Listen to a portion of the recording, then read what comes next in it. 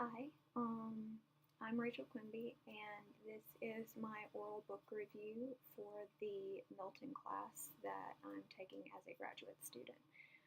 The book that I chose is by a woman named Naya Tsentourou, and it is very possible that I just said her name wrong. If so, Naya, I apologize wherever you are.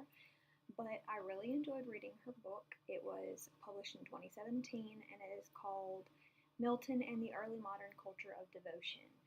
I really enjoyed reading it, even though it does cover some of his most well known works. It's not just focused on Paradise Lost. The ones that it covers are, and I might say them wrong, Areopagitica, A Mask Presented at Ludlow Castle, Iconoclastes, Paradise Lost, and Samson Agonists.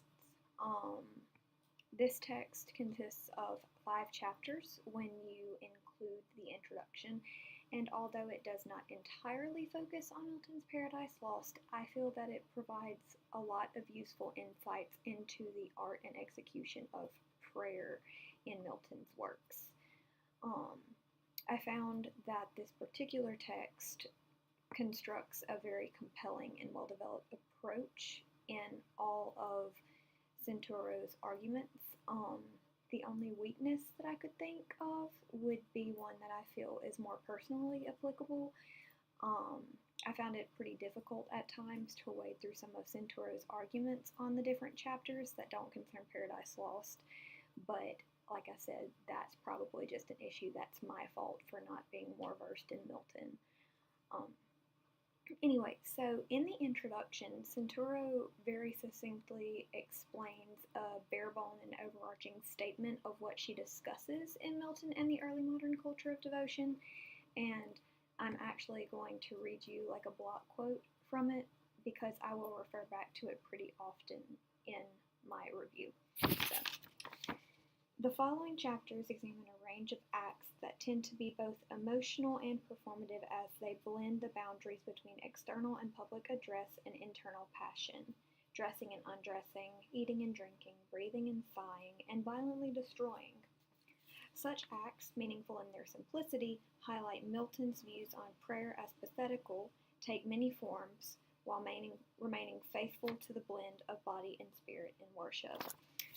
So, in this introduction, this is the first of many locations where Tsentourou insists that Milton's representation of prayer departs from the sorrowful, anxious, and despair-driven rhetoric that we have come to associate with historicism and reformist identity. Focusing on Milton's belief in monist theology, faith, which is a faith in one major element, in this case it would be God, comprising Milton's understanding of religion, Tsentourou begins to elaborate further on Milton's usage of pathetical prayer as a practice that dispels the boundaries between internal and external devotion and is founded in the interdependence between body and spirit. So, in the first chapter of Tsentourou's book, Dressing the Devotional Body, she discusses Milton's reasoning for writing Areopagitica, I might have said that wrong, and A Mask Presented at Ludlow Castle. According to Tsentourou, the purpose of these texts were to show elements of a specific type of religion, which is embodied religion, of which Milton greatly disapproves. Tsentourou explains that embodied religion gives power to members of clergy and the clothing that they wear. This chapter emphasizes the more performative elements of prayer and worship, not really the internal, because Tsentourou speaks on that at length in later chapters. Specifically, chapter 2 actually, because in chapter 2 there is a focus on Milton's work, Iconoclastes, or Iconoclasts, I think it's Iconoclasts, which turns the approach of prayer and devotion inward. Tsentourou focuses on the notion of what authentic prayer is in this text. By noting the controversy between Charles I's icon basilic, I believe is how you say it, and Milton's iconoclasts. Tsentourou explains that Milton's text works to deconstruct Charles I's work, Charles I's writing seems to affirm this belief of set phrases that can empower personal prayer, while Milton, on the other hand, believes in how personal prayer should be inspired simply by communicating with God and not seen as this performance.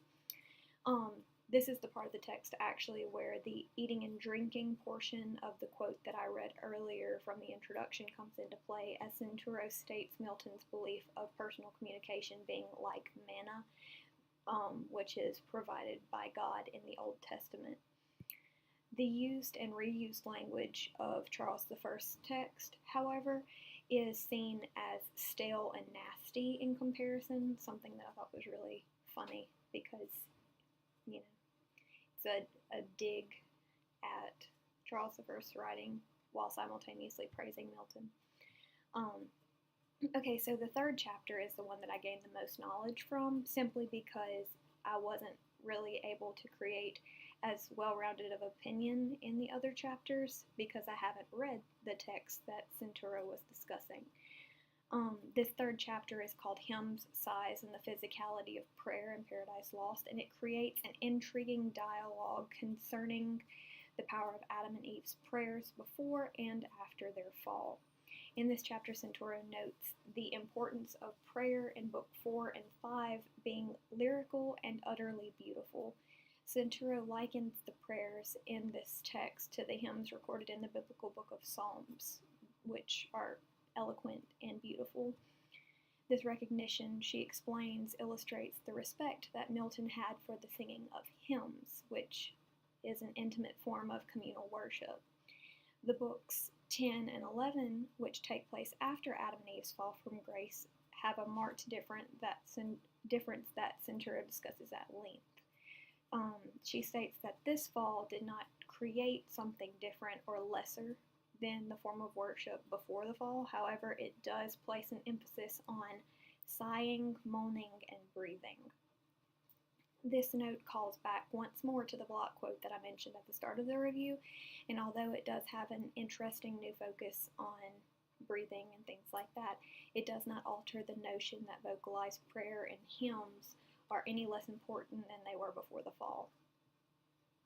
So, in the fourth and final chapter of Milton and the Early Modern Culture of Devotion, it's called Iconoclastic Prayer and Samson Agonists, and it ties together the preceding sections in a very nice cohesive ribbon, if I say so myself. This chapter focuses on the controversial subject of Samson's silent prayer in a Philippine temple. This scene highlights the discussion of previous chapters, calling into question Samson's devotion and genuineness of his prayer, while simultaneously noting the physical and, in Samson's case, destructive nature of worship that many scholars believe to be false devotion to God. Tsentourou argues, however, that Samson's lack of prayer leading up to the destruction of the temple and himself results in the final point made in the block quote, a violent form of destruction that ultimately leads Samson to God after his destructive, self-inflicted death. So that was the book, and really as a whole, I honestly enjoyed reading it. I feel like I learned a lot, although I couldn't understand all of it because I haven't read everything by Milton that is discussed in this work. But I do think that it would be an extremely, extremely useful text if you are very interested in the aspect of prayer in many of Milton's writings, because I had absolutely no idea how significantly those elements came into play in all of his works, not just Paradise Lost. So that's it. I hope y'all learned something. I really enjoyed reading it, and I hope y'all enjoyed learning about it.